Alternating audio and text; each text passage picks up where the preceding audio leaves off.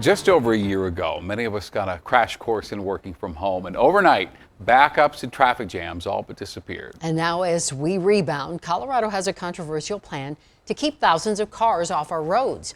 Denver 7's Russell Haythorne takes a 360 look at what it could mean for Colorado companies, workers, and the air we all breathe. We all remember what this was like before COVID. There's a lot of traffic.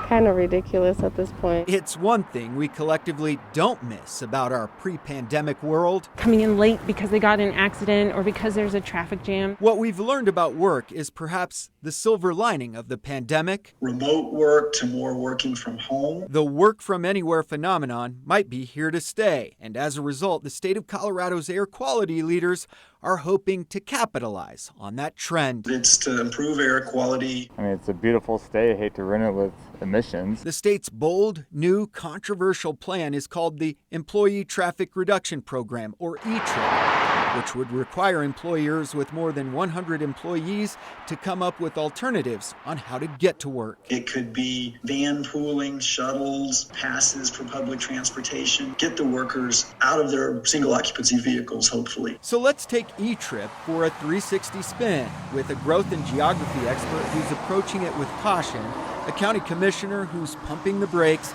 a Colorado company that sees momentum behind the movement, and we start with more from the state's top air quality guy who says incentives companies could offer their employees are things like ride-sharing services, bus and train passes, and showers and lockers for those who bike, walk, or run to work. We intend to be flexible and versatile in what really works best for those employers. ETRP would make it mandatory for companies to come up with a plan, but not mandatory for employees to follow it. If the employees choose not to utilize those options, the employer is not penalized for that. Colorado believes it could have a huge impact. We could achieve roughly 750,000 tons per year reduction in greenhouse gas emissions by 2025. That's the equivalent of taking 187,000 cars off Colorado roads. We've learned that you can be remote at least some of the time. One company willing to give ETRP a go is Nutrien in Loveland. First of all, I don't feel like we're being told to do anything. I feel like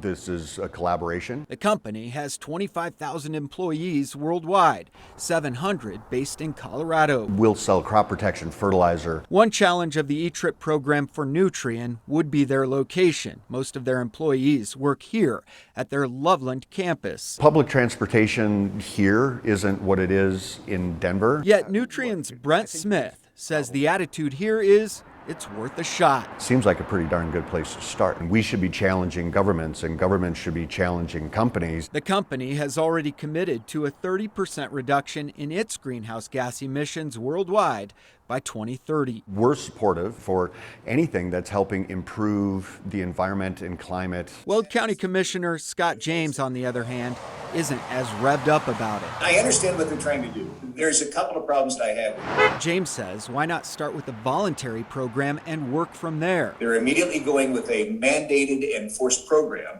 Let's go ahead and try to incentivize business. James says what's best for Denver isn't always best for others. There's not always transit available in northern Colorado. To me, it shows one of those urban-rural disconnects that I think are part of the problems that plague the state of Colorado right now. Agricultural processing is not a work-from-home type situation. To run a JBS plant, to run a produce plant, you need a centralized factory. And he says this could widen the equity gap. It seems to me there will be an equity punishment if there is the implementation of a mandatory ETRP program. Some experts agree it might be a bridge too far. You don't want them to have the burden of any costs. Dr. Sarah Jackson Shumate teaches geography at MSU Denver and says although ETRP is a good idea in theory, it could further disadvantage those working multiple jobs. You may need a car depending on where your jobs are and where school is and where your family is, that it's not really realistic in our layout.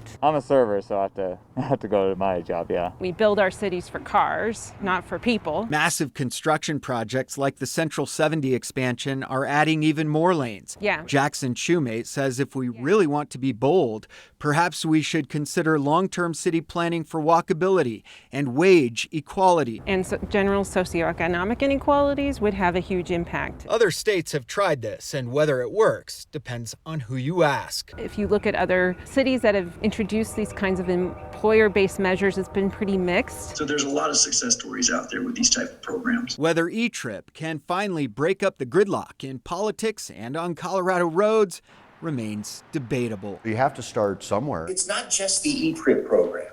It's a continual mandate. We all deserve to breathe clean air, and this is a strategy to help us get there. Russell Haythorne, Denver 7. All right, so we want to hear from you. Should employers be forced to come up with alternative transportation options? And would you use it? Email us 360@thedenverchannel.com.